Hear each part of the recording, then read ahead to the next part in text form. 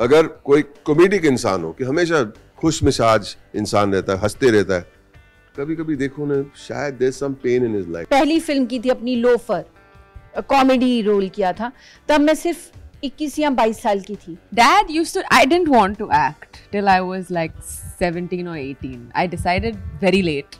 Again जब मिर्जापुर बना रहे थे तो कभी सोचा नहीं था कि चलेगा और हिट होगा, पसंद आएगा। जो रोल मैं 100 बार कर चुकी हूँ उसके लिए मुझे ऑडिशन देना मुझे पसंद नहीं।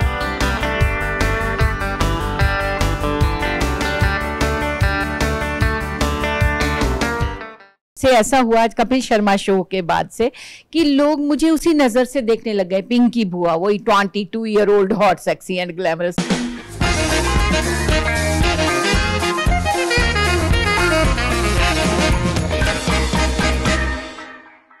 It's a huge privilege to have with me one and only one, my favorite Boman Irani sir, Upasna ji, Samara and Gurmeet. Their series is coming up, Masoom, and it's looking extremely interesting. बहुत स्वागत है आप लोगों का बॉलीवुड हंगामा पे। Thank you. And Boman sir, how challenging is the platform for like a web show for you, considering that you've done some really big mainstream films as well? It's a character. You got to act. अभी कहाँ पे भी दिखाओ, मुझे क्या फर्क पड़ता है। उल्टा मुझे थोड़ा और इजी लगता है क्योंकि कैरेक्टर को स्प्रेड करने में, अपने आप को थोड़ा डेवलप करने में मौका मिलता है। वैसे सिनेमा में what happens is that for a character you will get 8 scenes 9 scenes and you got to finish the whole arc of the character. यहाँ पे थोड़ा I felt a nice space to explore the character even more. तो मुझे वो challenge नहीं लगा, in fact मुझे अच्छा लगा, प्लस अच्छे एक्टरों के साथ काम करना बहुत अच्छा लगा। लेकिन बट अच्छे और खूबसूरत, बहुत गुरमीत देखो, वो तो हमारे शो रनर है, लेकिन I think what is difficult is always finding who the real person is the character. उसकी एक खोज होती है। Find the character, find his spine, find his truth, find what he wants out of life. बस वो उसमें, जैसे कि कोई भी फिल्म में या कोई भी वेब सीरीज में, वेब सीरीज बोला हाँ मैंने ना, कोई भी फिल्म में, कोई भी वेब सीरीज में, eventually you are looking for some truth, that's it. Right. वो उसमें टाइम लग जाता, थोड़ा मेहनत करनी पड़ती, थोड़ी बहुत मजा भी आता है। Besides that, it was great fun. Great. Now जैसे बहुत से आपने कैरेक्टर्स करे हैं फिल्मों में, एट टाइम्स थोड़ा सा ये होता है कि जो कैरेक्टर्स का जो डेफिनेशन होता है वो बहुत बार या तो पूरा ब्लैक होता है या फिर पूरा वाइट होता है, और मिडिल में जो है थोड़ा सा काफ़ी बार जो है वो शायद नहीं होता है। यहाँ पे जैसे अगर आपके किरदार की बात करें, it's having these delightful shades of grey which makes it so intriguing कि दैट सीरीज में एक्चुअली क्या होगा। Do you find this challenging as an actor? I think it is very delicious. Delicious, yeah. Not challenging. It's delicious to show grey. कोई भी एक इंसान 100% अच्छा नहीं हो सकता, और वो ढूंढना है कि इस इंसान में, कितने भी नेक इंसान हो, try to find his failing as an actor, as a character. अगर कोई कॉमेडिक इंसान हो कि हमेशा खुश मिजाज इंसान रहता है, हंसते रहता है, कभी कभी देखो ना शायद there's some pain in his life, वो ढूंढो। कभी कभी एक आदमी बहुत सीरियस होता है, कभी ऐसा एक मोमेंट ढूंढो उनकी जिंदगी में कि हंस लिए वो। Look for that, and if he is very always try to find the yin and yang in both characters. तो आई एंजॉय दैट। तो in this particular thing, because is a great, actually in most of the films, most of my characters, Lucky Singh, he is a little bit of a rascal, but he's a good father. Right. So you got to balance it. 3 Idiots, he's such a unhappy man, but he means well towards his family, and he means extremely well to the institute he's working for. Right. So you'll admire him. Munna Bhai, he is making sense. He's making sense that, you know, I cannot operate on my daughter, but at the same time, he's tight. You just got to balance it to make him interesting. No human being, कोई भी human being को बोलोगे Samara बहुत अच्छी लड़की है, बहुत अच्छी लड़की है, अभी घर में कैसे है मुझे थोड़ी मालूम, वो ढूंढना जरूरी है। बिकॉज वो सब हम अपने आप को ऑडियंस के सामने प्राइवेट मोमेंट भी पेश कर लेते और पब्लिक मोमेंट भी पेश कर लेते एज कैरेक्टर्स। वो उसमें वो बैलेंस में ही मजा है। आप बताइए आपके कैरेक्टर का। नहीं, जैसे मेरा अगर आपसे सवाल तो मेरा ये होगा कि बाबा, जैसे फिल्मों में ये होता है कि सर्टन जो कैरेक्टर आर्टिस्ट होते हैं उनको स्टीरियोटाइप कर दिया जाता है, सिस्टर इन लॉ एंड उस तरीके से। लेकिन यहाँ पर जिस तरीके का हम आपका किरदार देख रहे हैं, तो मेरे ख्याल से इस तरीके का हमने आपको शायद पहले देखा नहीं। It seems very different and बहुत ही मुख्तलिफ लग रहा है। तो एज एन एक्टर क्या आपके लिए ये एक खुशी का एक लम्हा था आपके लिए when you used to go to the sets कि दैट मे बी कुछ मैं ऐसा कर रही हूँ जो कि मैंने पहले नहीं किया है? ऐसा है कि मैंने थिएटर में एमए की है, एमए इन ड्रामेटिक आर्ट्स चंडीगढ़ से, तो मैं थिएटर आर्टिस्ट हूँ। तो मैंने बहुत सारे तरह के कैरेक्टर्स प्ले किए हैं। मैं जब फिल्मों में आई तब भी मैंने डिफरेंट तरह के रोल्स किए।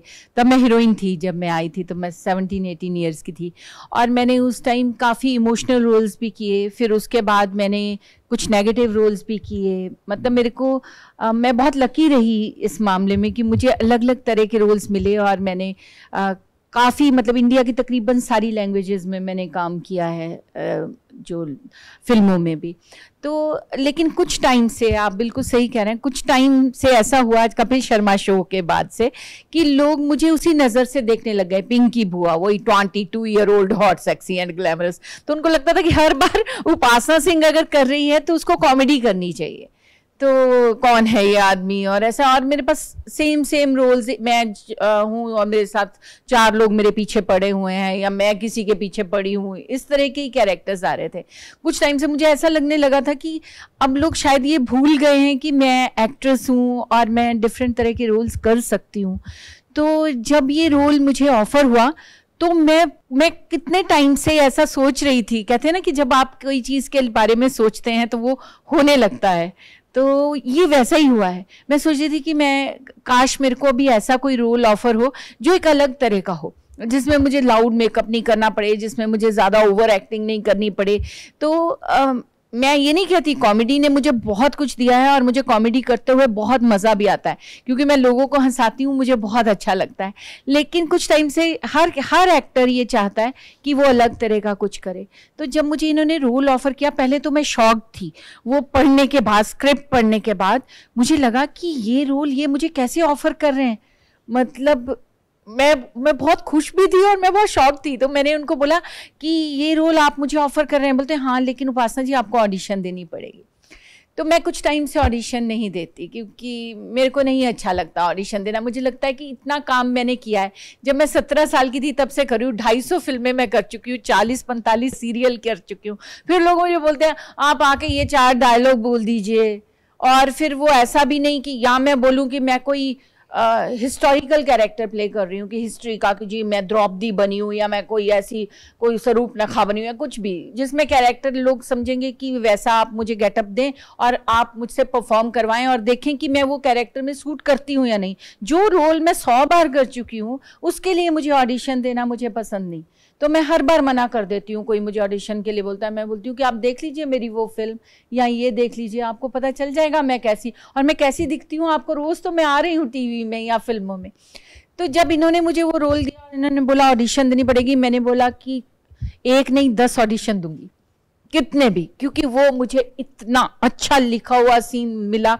तो मैंने इनको बोला कि, और उन्होंने बोला कि तभी मिहिर जी ने मुझे बोला कि आप जूम पे आइए और हम मिहिर देसाई जी। तो मैंने वो किया, उनको अच्छा लगा। तो डेफिनेटली अच्छा लगना था, मैं एक्ट्रेस ठीक हूँ। फिर उन्होंने मुझे बुलाया तो मैं ऑफिस भी गई उनके। मैंने आज तक इतनी फिल्मों में काम किया, लेकिन मुझे प्रोड्यूसर्स के ऑफिसेस नहीं पता, ना ही मैं कभी जाती हूँ कहीं कि मैं ऐसा करने के लिए। तो मैं इनके ऑफिस गई, इन्होंने जब जब बुलाया मैं गई। और फिर मैंने उनसे, मेरे को ये था कि किसी दिन ऐसा ना हो जाए कि मैंने बोला कौन कर रहा है साथ में, तो मुझे लगा कहीं बमन जी ऐसा ना सोचें कि उपासना तो ये रोल कैसे कर सकती है, और मेरे को लगा कहीं ये ऐसा ना सोचे कि ये कैसे कर लेगी। मैं हर रोज़ यही सोचती थी कि भगवान ये रोल मैं करना चाहती हूँ, ये रोल मैं करना चाहती हूँ। और डेफिनेटली वो रोल मुझे मिला, और इसके लिए मुझे मेहनत भी करनी पड़ी। ये रोल के लिए मुझे बहुत मेहनत करनी पड़ी, क्योंकि जैसा कि आपने देखा होगा ट्रेलर में कि मुझे एक ऐसी बीमारी है जिसमें मेरे हाथ पांव काम नहीं करते। तो ALS, जुबान बहुत चलती है, जबान मेरी जबान बहुत चलती है। तो उसमें क्योंकि मेरे को हमेशा बॉडी लैंग्वेज और ये सब यूज़ करने का मैं करती हूँ अपने कैरेक्टर्स में, तो मुझे लगा कि ये बन गई हूँ मैं अभी ना, कि बन के आपको यहाँ तक ही आपका फेस तक ही आपका बॉडी चलती है या नेक भी हिलाने में आपको प्रॉब्लम होती है। तो मुझे उसमें मेहनत करनी पड़ी और मैंने की। तो मुझे लगता है कि पता नहीं अब ऑडियंस पे है कि वो उसे एक्सेप्ट करते हैं या नहीं, लेकिन मैंने अपनी तरफ से पूरी कोशिश की है। क्या बात है, क्या बात है। बोलने वाला मैं इंटरप्ट करने वाला था। मैं क्यों सोचूं कि उपासना जी क्यों करेगी ये रोल। आप कॉमेडी भी एक्टिंग ही होती है, and that's an actors job. और अगर आप एक्टिंग कर सकती है तो कोई भी रोल कर सकते। आप अपने आप को कॉमेडियन पब्लिक ने सोचा कि आप तो एमए इन थिएटर है, तो why should it be that as an actor you can not do a dramatic role. हाँ, पर कई बार ऐसा वो परसेप्शंस होते हैं। मैं एक्टर्स की बहुत कदर करता हूँ, मैं ऑडियंस के नजरिए से नहीं देखता हूँ। मैं एक्टर्स की बहुत कदर करता हूँ। She's done a great job, man. Fardu. नहीं, it must be. Gurmeet, the moment I saw yesterday that that Gurmeet is the showrunner, तो वो एक immediately एक curiosity जगती है, because we tend to get approached for many I think shows and interviews of late. लेकिन the fact that आपने जो एक credibility कमा ली है, वो I think बहुत ही unique. Am I right? I don't agree. क्या बोला यार, गुरमीत के बारे में बोल रहे हैं? हाँ है सही। आपको क्या लगा मेरे बारे में बोल रहे हैं? My dearest. Okay, so does it in a way also put certain sort of pressure because people expect certain sort of content from you now, कि that कुछ ना कुछ तो उसमें होगा, because जैसे हमने मिर्जापुर में देखा है कि that the level of effort that you put in to create memorable characters and dialogues and scenes, that is something that not many creators they're having that level of credibility in a way. First of all, thank you for such kind words. I mean, no, I mean we've tried to at least stay away from these thoughts of expectations. कोशिश करते हैं कि उसके बारे में ना सोचें. Again जब मिर्जापुर बना रहे थे तो कभी सोचा नहीं था कि चलेगा और हिट होगा, पसंद आएगा. तो सेम हियर मेन एम बनाने में कि बनाए, अच्छा करें, let's put the best foot forward. बाकी तो everything hopefully should follow. And again जैसे बमन भी ऑलवेज कहते हैं, तो I want to start with one anecdote के बड़े सालों से मैं तो बहुत बार कोशिश कर चुका हूँ और मैं बमन के पास बहुत बार हम रोज लेके आते रहे और हम मिलते भी थे और बहुत पुरानी बातें भी करते थे और अच्छा पारसी खाना भी खाते थे, पर वो हाँ नहीं करते थे और हम वापस आ जाते थे. फाइनली जब इस बार मासूम की स्क्रिप्ट उनके पास गई, इमीडिएटली आई थिंक एक भी दिन नहीं हुआ होगा and he called back and he said yes. तो like I read 2 pages first.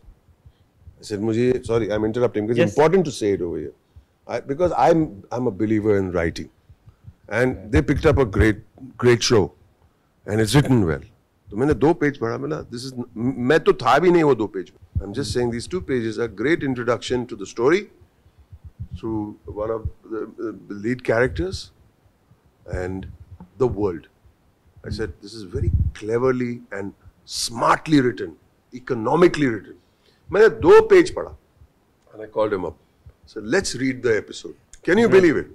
Great. No, of course. Then we read the episode, and then we had lots of meetings, one after the other. ये scene में ये होना चाहिए, ये scene में होना चाहिए, and they are so they get it.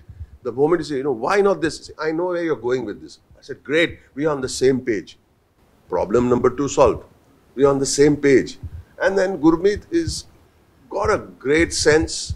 He hired a great director, and most important, they want to make a great web series. So they are not sitting, we are the Mirzapur guys, now we know how to do it. Yeah, exactly. That's the worst thing. And the moment you say that, you're gone. And then anyway, sorry, I had to. Right.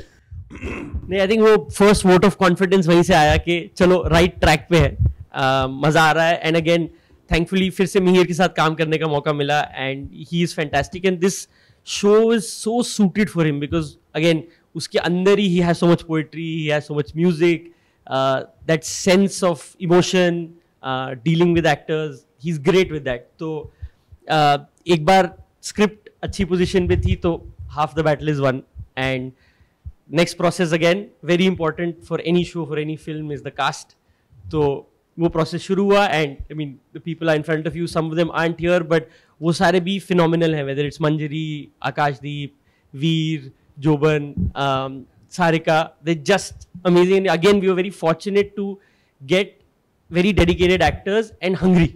So वो भी बहुत important है कि everybody who's coming in wants to put their best foot forward, and it's not something हमने किसी को convince करके नहीं लाया कि आप कर लो. उनका मन था, सब चाहते थे. उपासना जी जैसे कह रही हैं कि शायद उनको ऐसा टाइप का रोल नहीं ऑफर हुआ बहुत टाइम से, बट हम लोग तो ढूंढ रहे थे for someone with that spirit, the spirit of so much positivity, but someone जिससे मतलब शरीर तो छीन लिया गया पर स्पिरिट तो बहुत पॉजिटिव है, and we needed a Gunwant like that. And again पूरी फैमिली जो थी going through so much trauma, but we found people that had a humanity, और जिनको देखना आप पसंद करोगे on screen while they're dealing with such dark emotions, such traumatic things, but फिर भी आप उनके साथ empathize कर रहे हो and you're wanting them to succeed, fail, वो बहुत जरूरी है. तो फिर समारा को क्यों कास्ट किया? ये मतलब No, I think from the promo, I think she's looking really good. She's fantastic. fantastic. Yeah, I think because it's not an easy character. It's not an easy character. It's a very interesting character, and I think the promo has been cut so beautifully that it just intrigues you to see the series, which is always a good sign. So, how did you get into the mindset of this character? Because I think these guys they love to create characters which are a bit twisted in their head, and I think that makes it so interesting for people to watch them. For sure. I actually, so I mean, she's going through depression, she's going through anxiety as a character, Sana. And she is someone who is an overthinker. She's somebody who is impulsive, and Sir give us a word which is Mufat. Extremely Mufat. Doesn't think of the consequences before she will voice something. Shoots first, ask questions. Yeah, yeah, that's basically Sana, and that is very different from me as a person. And but I've had phases and moments in my life where I've had anxiety. I have had certain bouts of, I guess, depression, but I drew from those, and I tried to really go deep and find that space for myself to portray Sana, to make her as real as I could for somebody watching, so that they feel what she's feeling. And I think I remember honestly being there my first day. I used to have my headphones on to get into the space and to cry and to, you know, feel whatever I had to feel. 1 week of working and 1 week of being Sana on set, I stopped using my headphones. It was just coming out, and I think for me that was growth also.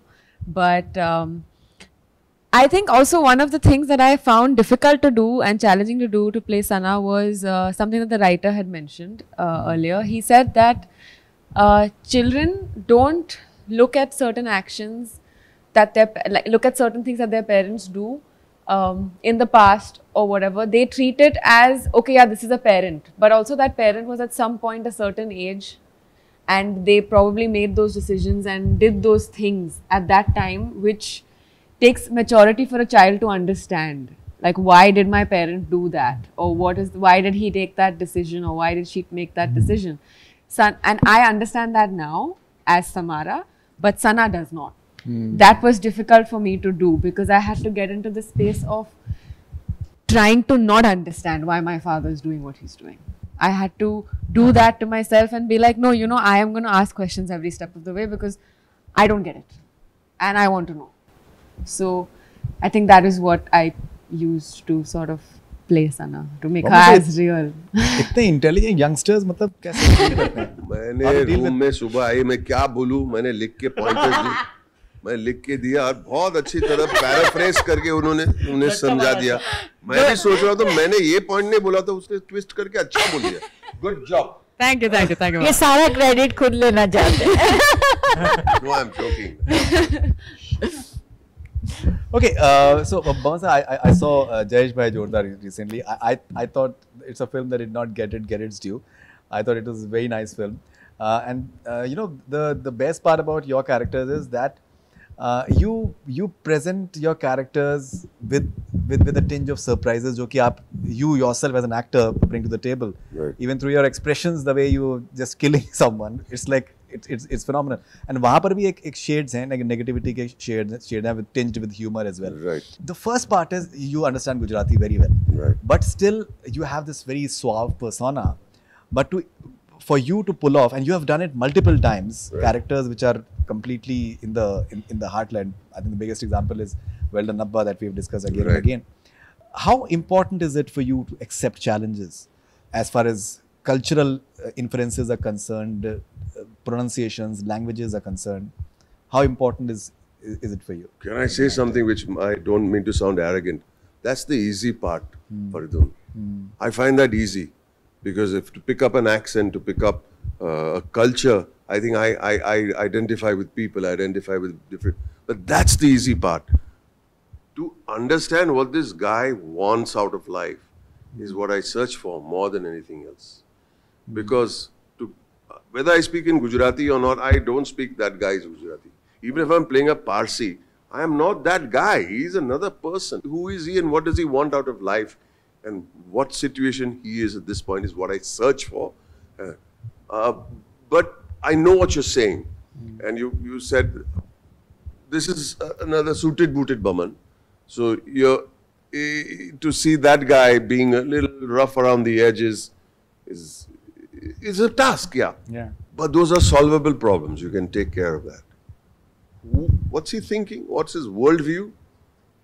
What are his instincts in a situation is what you've got to be prepared with. Those external things we manage somehow as actors. हो जाता है. कोई है सिखाने के लिए. लेकिन उसकी इनसाइड्स वो सिखाने के लिए नहीं है. अगर मैं एक डायलेक्ट कोच को कंटिन्यूसली बैठ के मैं सीख जाऊंगा, मेरे कान पे है, मैं सीख जाऊंगा, बोल लूंगा. I think it's very important to find out what your life is all about, what you want in that moment, and to find truth is what the challenge is. Did I say it correctly? You know, it is so fascinating what he's saying, Gurmeet, because I've spoken to many actors for various characters, and you know, so they talk about the dialect part of it, the dialect coach, and the fact that how they got the nuances. But what he is saying is to go beyond that, and I think it is so fascinating, and I think cinema students can learn from what he's trying to say. Absolutely. Again, like Baman says, of course, there's a lot of experience that comes with what he's saying. Right. So he's already mastered his craft to be able to get to that point, and that helps. But and because when we started reading the episodes, is something that even he brought up, that this is something that we can work along the way, but to understand the psyche of the character and where he's coming from, and as he rightly said, to find the instinct of that character within the scene, which is something that he can bring to the scene, and externally nobody can guide anyone to do that. So which is why it's most important for the actor to find that instinct, because that instinct can't be directed also. That can, we can choreograph things, we can find something that works or doesn't work, but that instinct will have to come from within. So whether it's the dialect or whether it's the cultural inferences, that externally we can help the actors with. But the other instinct has to come from within, and that can only happen once, like you said, they are so sure, okay, now I know where I'm coming from, where I'm going, where's my world, what am I thinking. So I think he's absolutely right, and that's something that we've also learned along the way, because sometimes a lot of people aren't able to verbalize what he said. Maybe they have this process going, but they wouldn't be able to tell us. So this is something that we've also learned along the way, that okay, this is how things happen, and this is how actors work, and this is what their process goes through. Because sometimes we never get to see the effort that they put in. When the script is with them at home, when they're in the hotel room, when they're working, when they come to set, we just get to see the magic that they're doing, and we don't give them the credit for all the stuff that's happening here before the camera rolls. And that's the toughest part, I think. उपासना जी, जैसे आपने जिक्र किया कि आप 250 फिल्में आप कर चुकी हैं, 40 सीरियल कर चुकी हैं, और 7-8 बंगले हैं आपके. 8 तो कम से कम होने चाहिए. माशाल्लाह. माशाल्लाह. नहीं, I know the inside story. भगवान करे ऐसा हो जाए. Say thank you करके. मेरा सवाल मेरा बेसिकली ये था कि जब इतना आप काम कर चुकी हैं, obviously you must have done earned substantially and all those things as well. लेकिन जब आपको अच्छा लिखा हुआ किरदार जब आपको मिलता है, मुझे लगता है कि शायद आई थिंक जैसे आपने जिक्र किया, आपने स्टार्ट किया, बिकॉज कुछ नई चीज़ें हमें पता चली आपके बारे में आज कि आपने MA किया है थिएटर में and how important that for you. तो ऐसा किरदार जो कि बहुत अच्छे से लिखा हुआ, मेरे ख्याल से क्या आपको ऐसा लगता है कि उसको that can't be bought, that is priceless, certain things you can't put a price on? बिल्कुल बिल्कुल. कई चीज़ें होती हैं, एक हद तक पैसा अहमियत रखता है, डेफिनेटली हर इंसान के लिए रखता है, लेकिन उसके बाद जो है ना वो एक सेटिस्फेक्शन जो आपकी है वो ज़्यादा मायने रखने लगती है एक टाइम के बाद. जब मैं आई थी इंडस्ट्री में तब मुझे था कि चलो पैसे मिल रहे हैं, ये भी कर लो वो भी कर लो, लेकिन अब मैं ऐसा सोचती हूँ इस स्टेज पे आने के बाद कि मुझे वही करना है जो किरदार पढ़ने के बाद, जो रोल पढ़ने के बाद या मुझे अच्छा फील हो कि मैं ये रोल करूं, कुछ मैं कर सकती हूँ इसमें, मैं एक्ट कर सकती हूँ. वैसे मैंने अपनी ज़िंदगी में ना बहुत बार ऐसा ट्राई किया है कि मुझे ऐसी, मैं लोगों को भी यही बोलती हूँ अपने प्रोड्यूसर्स डायरेक्टर्स को कि मुझे वो रोल देना जो सब ना कर सके. वाह. मैं ऐसा सबको बोलती हूँ कि मुझे ऐसा कि अगर हर आदमी वो रोल कर सकता है तो वो पैसे भी मुझे नहीं चाहिए. तो जैसे मैं कपिल शो कर रही थी, जैसा आपको पता है कपिल शो करें, मैं 2-2.5 साल हमारा शो नंबर 1 पे रहा. उसके बाद एक टाइम ऐसा आया, मुझे लगा कि मेरे पास करने को कुछ नहीं रहा. मुझे पैसे अच्छे मिल रहे थे, पैसे मुझे अच्छे ही मिल रहे थे, तो मैंने कपिल को बोला कि कपिल कुछ रहा नहीं करने के लिए, मुझे या तो वैसा रोल दो जब स्टार्ट हुआ था, जब हमने ये शो स्टार्ट किया था तो मुझे बहुत मज़ा आता था, तो मुझे अभी इसमें मज़ा नहीं आ रहा है. मैं इसलिए शो से बाहर गई थी, ऐसे नहीं, मुझे पैसे बहुत अच्छे दे रहे थे क्योंकि हमारा शो हिट था, लेकिन फिर भी मैं चली गई क्योंकि मुझे सेटिस्फेक्शन नहीं थी.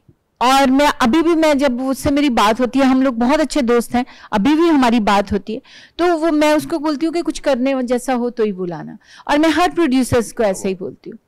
तो जब मैंने बहुत सारे ऐसी चीज़ें की, जैसे आपने सोनपरी सीरियल अगर आपने देखा होगा तो उसमें मैं काली परी थी, क्रूएला, तो वो एक डिफरेंट तरह का कैरेक्टर था. फिर मैंने माय फ्रेंड गणेशा में गंगू ताई का कैरेक्टर किया जो मराठी कैरेक्टर है, कामवाली बाई है. और मैंने तकरीबन बहुत जगह पे ऐसे कोशिश की. जब मैंने स्टार्ट किया तो मैंने बहुत इमोशनल फिल्मों से स्टार्ट किया. एक फिल्म शायद आपने सुनी है या नहीं, 22-40 सासरी है, मारवाड़ी फिल्म, आज तक की राजस्थान की सबसे बिगेस्ट हिट फिल्मों में से मानी जाती है. उसमें मैं हीरोइन थी और हीरोइन ओरिएंटेड सब्जेक्ट था. तब मैं कुछ 17 ईयर्स की थी. वो आज तक की इससे बड़ी हिट राजस्थान में कोई फिल्म नहीं हुई. वो इमोशनल फिल्म थी, लोग मेरे साथ रोते थे जब मैं रोती थी. फिर मैंने एक्शन फिल्में की, फिर मैंने कॉमेडी की, फिर मैंने हर तरह के रोल्स किए. तो मैं हर तरह की लैंग्वेजेस भी करती हूँ. मैं गुजराती मेरी लैंग्वेज नहीं, मराठी, भोजपुरी, मेरी 42 फिल्म्स रिलीज हो चुकी हैं. मतलब मैंने हर लैंग्वेज में काम किया है. जो मेरे को लगता है कोई चैलेंज लेना चाहिए. वाले में फ्लैट जो है मैं बेसिकली ये कहना चाह रहा था कि 2-3 बंगले तो कपिल शर्मा शो से और 2-3 जो है नहीं, ऐसा मैं नहीं कर पाई क्योंकि पैसे लेने मुझे आए नहीं. आपने कहा ना ये मत सुनना तो मैं ये कहना चाहती हूँ कि मुझे हमेशा चैलेंज अच्छे लगते हैं. जब मैंने पहली फिल्म की थी अपनी, लोफर, कॉमेडी रोल किया था, तब मैं सिर्फ 21 या 22 साल की थी. तब हीरोइन थी मैं फिल्मों में. तो मुझे लगता है कि हीरोइन जो है, मुझे जब डायरेक्टर डेविड धवन जी थे, तो डेविड जी ने मुझे बोला कि उपासना मैं लोफर बना रहा हूँ, शक्ति कपूर जी के साथ तुम्हारा रोल है, लेकिन बहुत इंपॉर्टेंट है, तुम्हारे गाने भी हैं. तब मैं हीरोइन थी फिल्मों में. मुझे सबने बोला अरे तुम हीरोइन हो, तुम क्यों ये कॉमेडी कर रही हो, कॉमेडी रोल कर रही हो. तो मुझे लगा नहीं, मैं तो एक अलग रोल कर रही हूँ ना. अगर मैं हीरोइन के रोज मैं गाने गा रही हूँ, डांस कर रही हूँ, आई लव यू बोल रही हूँ और वही कर रही हूँ, तो उससे अच्छा है कि मैं एक अलग कैरेक्टर करूँ. और मैं आपको एक और ख़ास बात बतानी चाहती हूँ जो मैंने शायद आज तक किसी को बोला नहीं, कि मैं जब आई थी ना इंडस्ट्री में तो मेरे को ये था कि मुझे फिल्मों में काम करना है.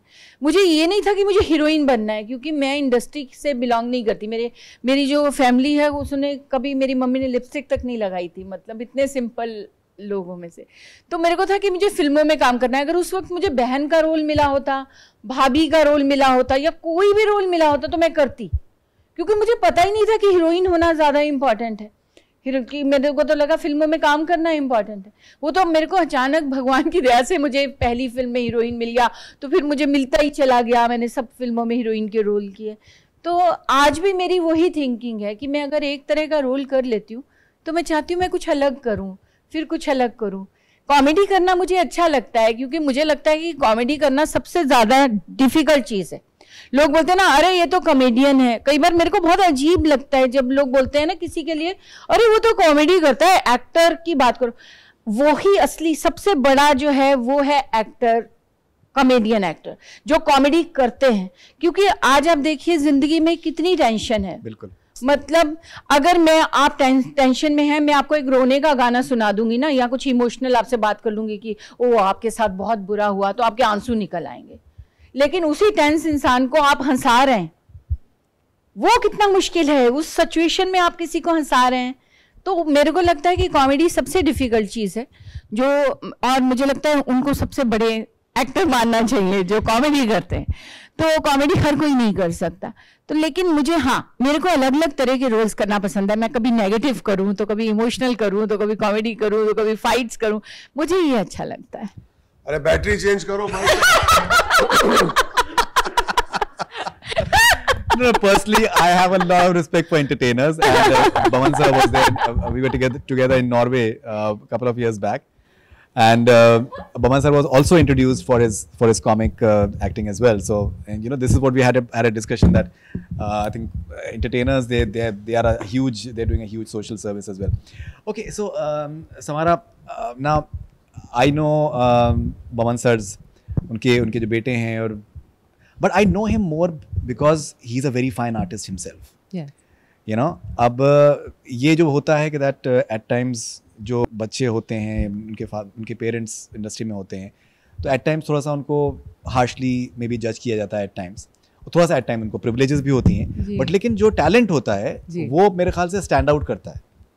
And when I saw what you did in say Bob Biswas, for example, or what we are seeing in the promo right now, तो मैं सिर्फ आपसे ये पूछना चाहता हूँ कि दैट जो आपसे ये कंसिस्टेंटली सवाल पूछा जाता होगा या पूछा जाएगा, पापा का क्या कहना है,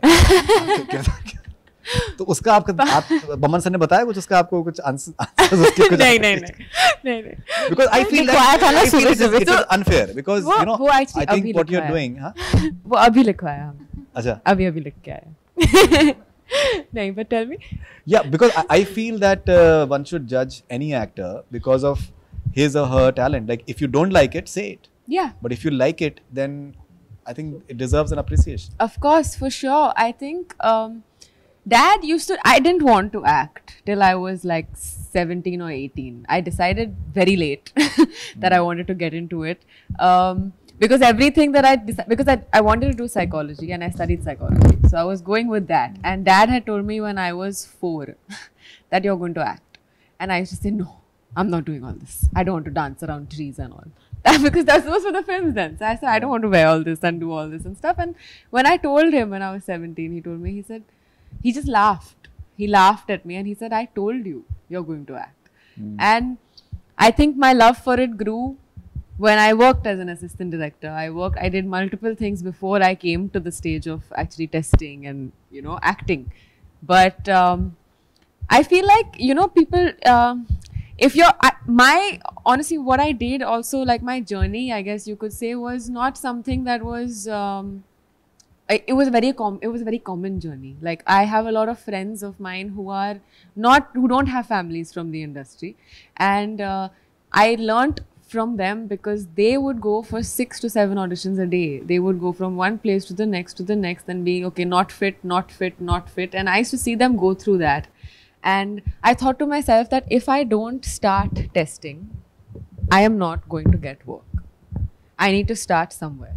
So honestly, मैंने इतने auditions दिए, मैंने सब बेचा है. Auditions में, मैंने ads में सब बेचा है. मैंने cream बेचा है, मैंने deo बेचा है, मैंने hair serum बेचा है, सब. But I learned through that. Of course. So that helped me to get to where I got a show as the lead, and I think it's the best thing I could have got. And Dad is really, really happy. I think he was ecstatic even when I got Bob. And I didn't ask him for this show, neither did I ask him for the film. I just called him because I read the script, both the scripts, and I said, Papa, I am doing this. And he said, okay, do it. He said, it's up to you. You think it's good? I said, it's good. He said, okay, go for it. Great. Okay, Baman sir, we have discussed this in the past many times, and I find you hugely inspiring because of the fact that you started a bit late in life in terms of your movie career. And when you started and the way you took off from there is, I think it's something that is part of folklore, or maybe like I think film बननी चाहिए मुझे लगता है इसके ऊपर, and I think at some stage Gurmeet will make it. So, but now having seen fame a bit late in your life, how will you deal with a fact that maybe tomorrow, say for example, God forbid, if you're not having that fame, how will you deal with it? I never became an actor to be famous. Fame was a byproduct of being an artist. So if I came into the industry saying, I have come to become famous, that has become my lifeline. It's never been. It's never been my lifeline. My lifeline is get a nice role, explore good cinema, entertain people, bring joy into people's lives. And it doesn't matter whether you're famous or not. I never knew I would become famous. I never knew I'd sign an autograph. I came out of Maratha Mandir for Munna Bhai MBBS and people said, really? You want my autograph? And my mother was sitting there and she was smiling. Yeah, this goes with that. Today is my mother's first death anniversary, by the way. And I remember that day very well. I never thought that when I come out of the theatre, they'll be flocking around me. If that was my want and my intention, and you take it away from me, I'll be, yeah, okay. But I just want to explore as an artist what I can do in cinema, as an actor, as a writer, as a director. If I wanted to be more famous, I would not stick to writing. Writing is a very private thing and there's no fame in that. You're just a writer who I think are the most underpaid, underappreciated and non-famous people. They should be famous. Right. Writers make everything. The way you walk, the way you talk, what you dress and what you feel. The writer is pressing those buttons. Even a director gets his cues from the writer. Absolutely. So, long answer, battery running down. I never came to be famous. I never. That's beautiful. I think the youngster they should see this. I think that's beautifully said. As you mentioned, today is your mom's first death anniversary. We spoke about her a lot. I know how dearly she meant for you and the entire journey that you've had. How crucial her role has been in your life. You're laughing with us today, but I'm sure that that vacuum is still there. Sure, it always will be. But I think what is important is what our parents teach us, what our grandparents teach us. Their philosophies may sound simple, they are not. They are actually very deep. And as far as my mother is concerned, wherever I went, कहीं पे भी जाता था, घर पे आके नहीं बोलते कितने लोग थे, कितने ऑटोग्राफ साइन किए, कितने सेल्फीज लिए. She would always ask, did they show you love? Yeah. Did they show you respect? That's it. That's all that matters. These two things you'd ask. Did they show you love? Did they show you respect? And today, those words are ringing in my ears. Eventually, what are we looking for? The fame will go away. A movie star of the 40s or 30s, or say even a Bharat Bhushan, one of the great, big stars of the 40s, he was doing walk-on parts. He was not famous anymore. People don't even know the name. But eventually, you're an actor. You're an artist. All you need is a little bit of love, a little bit of respect. So we share this moment over here. We share love over here. We share respect for each other over here. It's all that matters. Masoom, I hope, does very well. But that is not up to us. It's up to the real makers, which are the audience. They decide. They may be right, they may be harsh, they may be too loving. As long as they love and respect you, I'm okay with it. That's amazing. But I think Masoom is going to do well. It looks very good. Yay! And the platform has a tremendous reach. which always helps. Gurmeet, last question to you. I think आपको हम छोड़ नहीं सकते हैं without asking you details about Mirzapur 3. Recently Pankaj ji से मेरी मुलाकात हुई, पंकज भाई से, and he is very excited. उन्होंने बात करते करते में उन्होंने अपना गर्दन भी कर दिया. So please share some details. I mean, again, as always, मासूम 17 जून. मासूम 17 इतना ही इन्फॉर्मेशन हमारे पास है और बोलने की इजाजत होती है. तो बाकी अगेन दूसरा यूनिवर्स है, दूसरी जगह के लिए. अभी तो फिलहाल मासूम है और we are all our hopes and all our prayers and all our effort. नहीं, मासूम तो हो गया, लेकिन मिर्जापुर का कुछ तो बोल रहा है. बगैर मैं अगर मैं आपसे नहीं लूं तो फिर मतलब मुझे बहुत परेशानी हो जाएगी. हम लोग the journey is going to start very soon. Like I mentioned, so we are. क्या बात है? The journey is going to start very soon. And I'm very excited. So the next journey is that itself. So and looking forward to going back and again with beautiful people there, like beautiful people here. More beautiful people there. Like you guys. So they're not better for sure. But उनके साथ पुराना याराना भी है तो बहुत मजा आएगा. तो looking forward to it. तो कब तक expected है season 3? That again, I mean, अब वो तो डेट मेरे पास भी नहीं है. So Tentatively मतलब. Really not in the position to say it. बहुत मार पड़ेगी, आपको भी पता है. All right, so lovely talking to you guys. Thank you very much for your time. Looking forward to Masoom. I think. Thank you, Thank you so Thank you much. so Very, much. very interesting. Thank you very much. Thanks a lot.